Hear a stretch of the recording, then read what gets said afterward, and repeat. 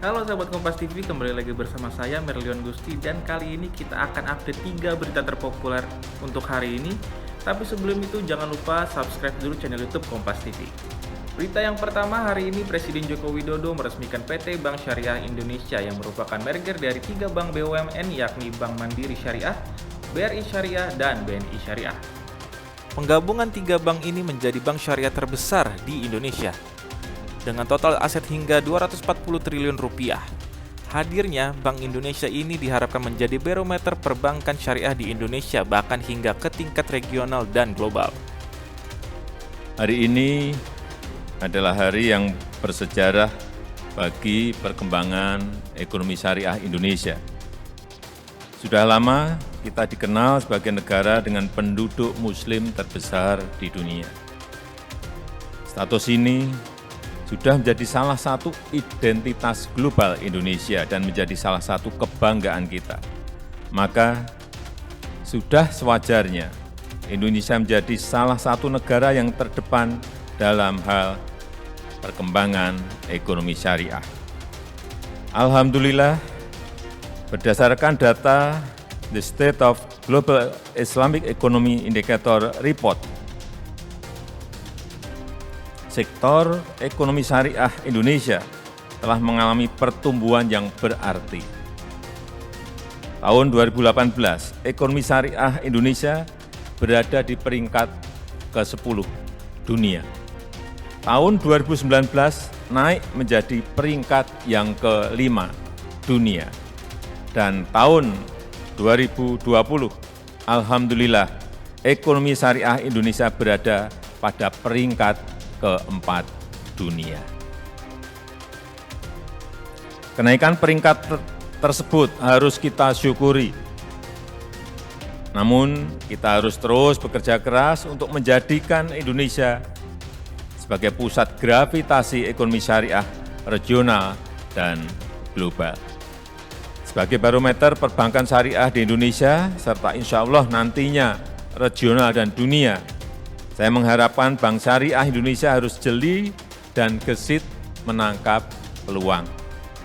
Harus mampu menciptakan tren-tren baru dalam perbankan syariah dan bukan hanya mengikuti tren yang sudah ada. Saya rasa itu yang bisa saya sampaikan pada kesempatan yang baik ini, dan dengan mengucap Bismillahirrahmanirrahim, PT Bank Syariah Indonesia Tbk, saya nyatakan diluncurkan berdirinya. Terima kasih. Wassalamualaikum warahmatullahi wabarakatuh. Berita yang kedua, Ketua Umum Partai Demokrat Agus Harimurti Yudhoyono atau AHY mengungkap ada 5 oknum yang sengaja akan ambil alih kepemimpinan Partai Demokrat. AHY menduga gerakan ini melibatkan pejabat penting pemerintah yang secara fungsional dan berada di dalam lingkaran kekuasaan terdekat Presiden Joko Widodo. AHY telah mengirimkan surat resmi kepada Presiden Joko Widodo untuk meminta konfirmasi dan klarifikasi terkait kebenaran berita yang didapatkannya. Kami memandang perlu dan penting untuk memberikan penjelasan secara resmi tentang duduk perkara yang sebenarnya, yaitu tentang adanya gerakan politik yang mengarah pada upaya pengambil alihan kepemimpinan Partai Demokrat secara paksa yang tentu mengancam kedaulatan dan eksistensi Partai Demokrat. Menurut kesaksian dan testimoni banyak pihak yang kami dapatkan, gerakan ini melibatkan pejabat penting pemerintahan yang secara fungsional berada di dalam lingkar kekuasaan terdekat dengan Presiden Joko Widodo. Lebih lanjut, gerakan ini juga dikatakan sudah mendapatkan dukungan dari sejumlah menteri dan pejabat penting di pemerintahan Presiden Joko Widodo. Tentunya, kami tidak mudah percaya dan tetap mengedepankan azas praduga tak bersalah, presumption of innocence, dalam permasalahan ini. Karena itu, tadi pagi saya telah mengirimkan surat secara resmi kepada yang terhormat Bapak Presiden Joko Widodo untuk mendapatkan konfirmasi dan klarifikasi dari beliau terkait kebenaran berita yang kami dapatkan ini.